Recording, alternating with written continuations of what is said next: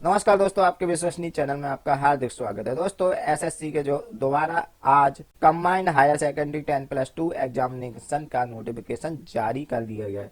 तो आज हम आपको बताएंगे इस नोटिफिकेशन को लेके पूरी जानकारी, जैसे कि इसका इवेंट यानी कब क्या क्या होना है, यानी किस डेट पे क्या होना है, इसकी क्वालिफिकेशन, इसकी एज लिमिट और इसके पुराने पेपर्स। तो दोस्तों हम वीडियो शुरू करें उससे पहले हमारा अनुरोध है, जो हमारे नए व्यूवर्स हैं जिनने अभी तक हमारे चैनल को सब्सक्राइब नहीं कर पाया, जल्द से जल्द हमारे चैनल को सब्सक्राइब कर ले, जिससे फ्यूचर में आने वाली अपडेट पा सके।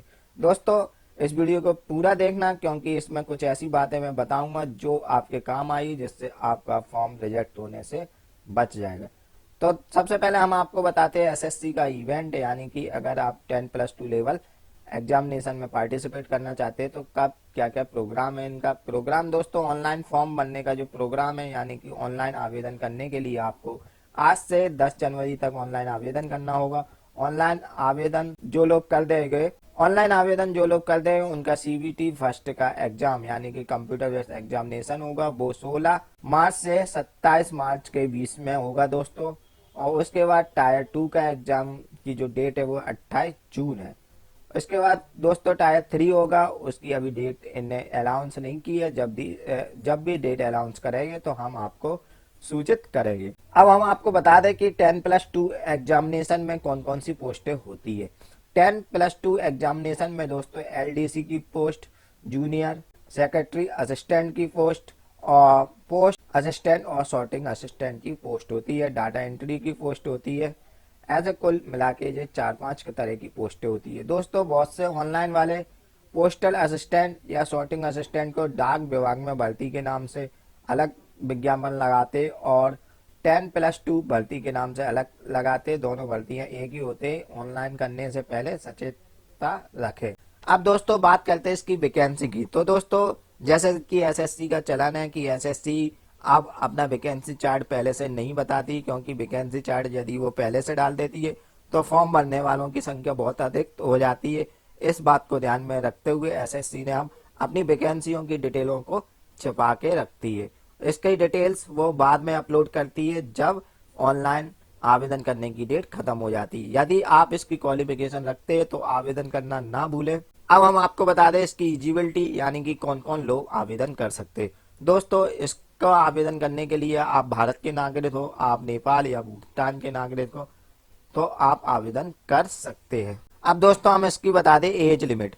यदि दोस्तों आप आवेदन करना चाहते हैं इसमें, तो आप अपने को सुनिश्चित कर ले कि 1 जनवरी 2020 तक आपकी उम्र 18 से 27 वर्ष के मध्य होना चाहिए। यदि आप SC ST कैटेगरी के अंतर्गत आते तो 5 वर्ष की आपको छूट मिलेगी, ओबीसी के अंतर्गत आते तो 3 वर्ष की छूट मिलेगी और पीडब्ल्यूडी के अंतर्गत आते तो आपको 10 वर्षों की छूट मिलेगी। और SC के पीडब्ल्यूडी हो तो 15 वर्ष, ओबीसी के पीडब्ल्यूडी है तो आपकी 30 वर्ष। पीडब्ल्यूडी का मतलब दोस्तों हैंडीकैप्ट से होता है। यदि आप एक्स सर्विसमैन हो और आप रिटायरमेंट से और 3 वर्ष तक का आपको समय दिया जाता है जिसमें आप जॉब कर सके।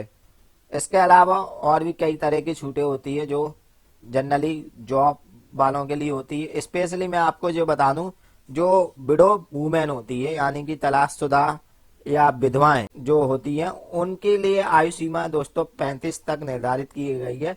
और यदि वो SC और ST कैटेगरी की महिलाएं हैं तो वो 40 वर्ष तक फॉर्म भर सकती हैं। अब बात करते हैं इसकी क्वालिफिकेशन की। दोस्तों, क्वालिफिकेशन यानी कि आपकी शैक्षणिक योग्यता, आपको कितना पढ़ा लिखा होना चाहिए जब आप इस परीक्षा में शामिल हो सकते हैं। आप दोस्तों किसी भी पोस्ट के लिए अप्लाई करें, आपकी जो क्वालिफिकेशन है वो 12 पास होना चाहिए, चाहे आप 3rd डिवीजन से हो चाहे फर्स्ट क्लास से हो। यदि आप 12 पास है तो आप इस परीक्षा में शामिल हो सकते हैं। अब दोस्तों आपको इसकी बता दें एप्लीकेशन फीस, यानी कि दोस्तों यदि आप इस दोस्तों अब हम आपको बताते हैं इसकी आवेदन फीस यानी एप्लीकेशन फीस। दोस्तों, यदि आपने मन बना लिया कि एसएससी 10+2 में आवेदन करना है, तो यदि आप जनरल और ओबीसी के कैंडिडेट हो तो 100 रुपए में अप्लाई कर सकते हो और फीमेल SC ST और पीडब्ल्यूडी के स्टूडेंटों के लिए कोई भी फीस नहीं होगी।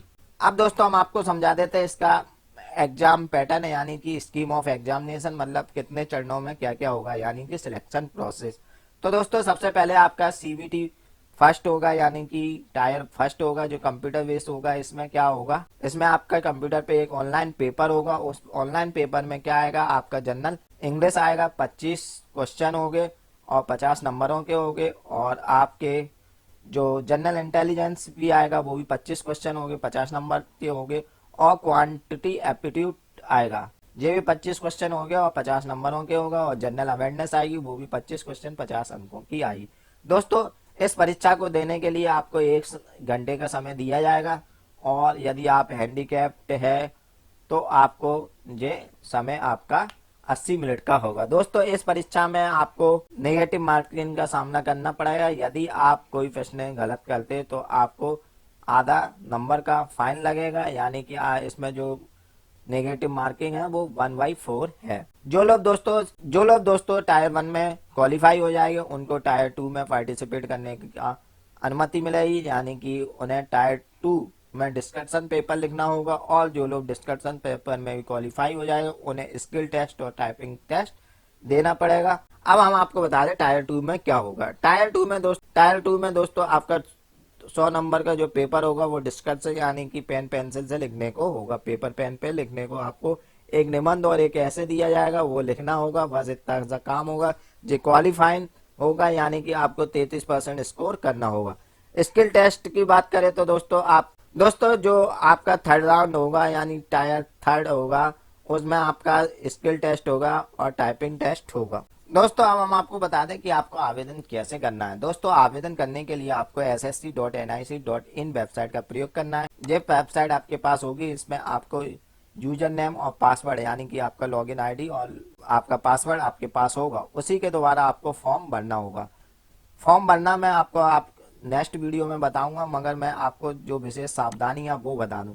सबसे पहले जो दोस्तों आपको जो सावधानी रखनी है वो इस बात की रखनी है कि आपकी जो भी प्रोफाइल है, आपका जो भी डाटा है वो अच्छी तरह से चेक कर ले। यदि आपका डाटा किसी भी प्रकार से गलत हुआ तो आप दोबारा से उसे चेंज नहीं कर पाएंगे और ना ही कोई नया फॉर्म भर पाएंगे। इसलिए विशेष ध्यान रखें कि आप फॉर्म भरते समय सतर्कता रखें। वैसे ध्यान रखें कि फॉर्म भरते समय आप सतर्कता रखें। अगला पॉइंट जो महत्वपूर्ण है दोस्तों वो ये है कि SSC 10+2 की लास्ट डेट किसी भी प्रकार से नहीं बढ़ेगी, चाहे कितना भी हैवी ट्रैफिक क्यों ना हो। इसलिए ध्यान रखें लास्ट डेट आने से पहले ही फॉर्म ऑनलाइन कर दें, अन्यथा आप ये अवसर खो सकते हैं। इसके बाद दोस्तों अगला जो पॉइंट है वह पॉइंट ये है कि वह कास्ट को लेके है। अब जो सबसे महत्वपूर्ण बात है जो आपको याद रखने की, आपकी कास्ट। दोस्तों यदि आप अनरिजर्व कैटेगरी के अलावा कोई ऐसी कैटेगरी को बिलोंग करते हैं जो सेंट्रल पे अलग कास्ट की होती है और स्टेट में अलग कास्ट। एग्जाम्पल के लिए मैं आपको बता दूं, जैसे राजस्थान में मीना ST में आते और मध्य प्रदेश में मीना OBC में आते। इस प्रकार की यदि आपकी कोई कास्ट है तो आप पहले सुनिश्चित कर ले कि सेंट्रल में आप कौन सी कास्ट में आते हैं। उसको जानने के बाद ही आप अपना फॉर्म भरे, क्योंकि आपको जो कास्ट का प्रयोग करना है वो आपकी सेंट्रल की कास्ट का प्रयोग करना है। एक और उदाहरण मैं देके आपको समझा दूं, जैसे कि जाट होते हैं वो मध्य प्रदेश में OBC में काउंट किए जाते हैं मगर सेंट्रल में जनरल में काउंट किए जाते। ऐसे में वो लोग OBC से फॉर्म भरेंगे तो उनको अपने कोटे का लाभ नहीं मिलेगा। दोस्तों यदि आपको SSC 10+2 के पुराने पेपर डाउनलोड करने हैं तो मैंने उसको लेके एक वीडियो बना चुका हूँ, उस वीडियो पे जाके देख ले और आप वहां से अपने पुराने पेपर डाउनलोड कर लिए, जिससे आपको वो प्रैक्टिस हो जाएगा, जिससे आप तैयारी करने में काफी मदद मिलेगी। धन्यवाद दोस्तों। यदि आपको हमारा वीडियो पसंद आया हो तो इसे लाइक करें और हर जरूरतमंद लोगों को शेयर करें।